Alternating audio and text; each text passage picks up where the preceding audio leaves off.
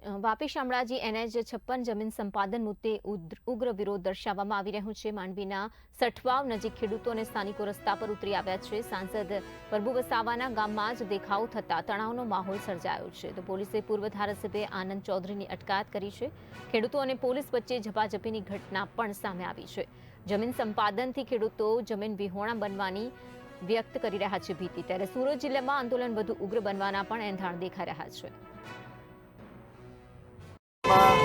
4 જેટલા જે ગામો છે એ ગામોમાં બંધારણ અને બંધારણની આર્ટિકલ 244(1) ઉલ્લંઘન કરીને આ વિસ્તારમાંથી ગેરકાયદેસર રીતે રોડ કાઢવામાં આવી રહ્યો છે।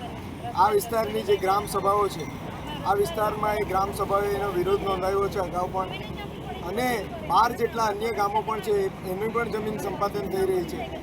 આ ખેડૂતોની માત્ર એક જ માંગ છે કે આ વિસ્તારમાં જે હાઈવે આવેલો છે એ જ હાઈવેને રીડેવલપ કરવામાં આવે અને આ જે ખેડૂતોની વધારાની જમીન સંપાદન થાય છે એને રદ કરવામાં આવે। કારણ કે આ વિસ્તારમાં જે જમીન છે ખેડૂતોની માત્ર થોડી જમીનો ખેડૂતો પર છે અને એમાં જ એમનો જીવન નિર્વાહ ચાલે છે। અને જમીન એ આદિવાસીનો અસ્તિત્વ, અસ્મિતા અને સંસ્કૃતિનો પાયો છે। આ જમીન છીનવાઈ જશે તો આદિવાસીની અસ્તિત્વ જે રીતે નેશનલ નંબર હાઈવે 56 ની સંપાદનની પ્રક્રિયા ચાલી રહી છે અને ખાસ કરીને જંગફાવથી સઠવાવ સુધીના જે ગામો છે એ નવી સંપાદન નીતિમાં લગભગ મોટા ભાગના ગામો, લગભગ 10 ગામોમાંથી એ આખા ગામો ચીરીને જગ્યા સંપાદન કરે છે।